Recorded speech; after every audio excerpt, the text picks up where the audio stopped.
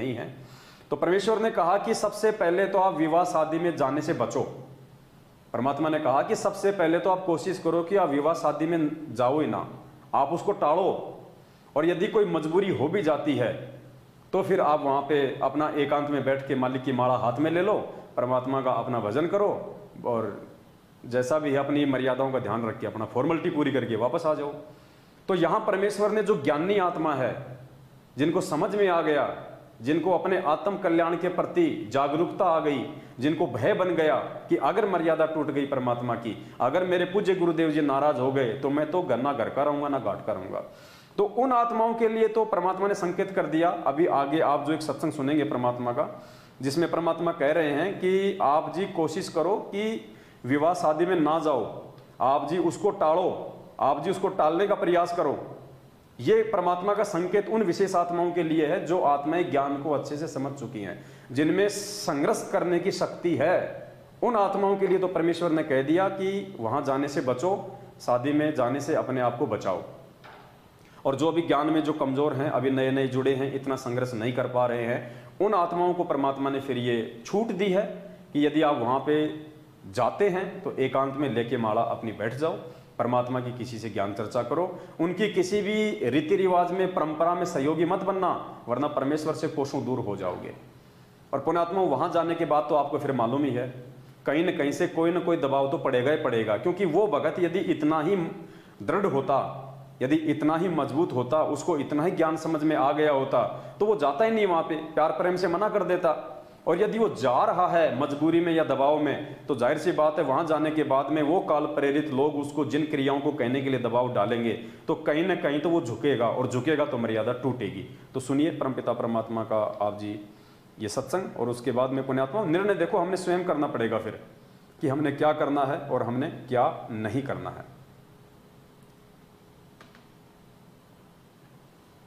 अब आज किसी को ये पता लग गया कि आपके कैंसर है और उसके घर में से ब्याह हो छोरे का, लड़के का, और उसको कोई नो के आजा डांस कर ले, नो के तू जान रहा अपना काम करे, हो रहा डांस, मेरी तो 7-8 हो रही है, अब करके दिखाओ डांस, बजाओ डीजे, सुनो गाने। तो बोले आत्माओं संत पहले ही सतर्क होते हैं, इसलिए वो बकवाद अच्छी नहीं लगती उन्हें, अपना भजन करते, कोई पहाड़ में कुआं बड़ो पड़ते रहो, बजाए जाओ डीजे, अपना जाना भी बस तो वहां से टलो, और जाना भी पड़ जाए तो अपना फॉर्मेलिटी करके कोण में बैठ जाए अपनी माला लेके, और वो करते रहे जो तुमने करना फंड है।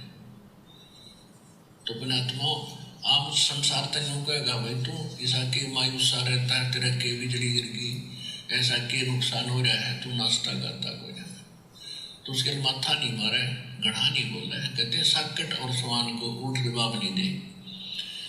उसने जो कह दिया भाई मेरी कोई ना रुचि, मेरी इच्छा नहीं बनती, बात खत्म हुई। समाज कहता रहेगा, जब उनके साथ बढ़ेगी जब पता लगेगा, उनके साथ तो दुर्घटना होगी जब डरेंगे। हम पहले डर जाते हैं, तो समझदार वही होता है जो पहले डरे। तो परमेश्वर अपने सत्संग में कह रहे हैं कि समझदार भगत वो होता है जो पहले ही डर जाता है परमात्मा के ज्ञान को आधार बना के। और परमेश्वर ने स्पष्ट कर दिया इस सत्संग में कि पहली बात तो शादी विवाह में जाने से बचो, तुम अपने आप को टाड़ो। और यदि मजबूरी भी हो जाती है, ये इशारा परमात्मा का उन कमज़ोर आत्माओं के लिए है जो ज्ञान इतना समझ नहीं पाए, संघर्ष इतना वो कर नहीं पा रहे, उन आत्माओं के लिए परमात्मा थोड़ी सी छूट हल्की सी दे रहे हैं, ताकि उनका भी मन खुश हो जाएगा। और एक आदि उनको ठोकर वहाँ जाने के बाद में, मर्यादा टूटने के बाद जो लगेगी, उससे फिर वो सुधर भी जाएंगे, वो संभल भी जाएंगे। लेकिन समझदार वो होता है जो दूसरे की ठोकर से अपना पैर फुड़वाने से बच जाए। तो समझदार आत्माओं को तो ऐसी आग में बिल्कुल भी पाँव नहीं देना है। बाकी तो सबके अपने अपने भक्ति संस्कार हैं, जो जैसा करेगा वैसा अपना वो पाएगा।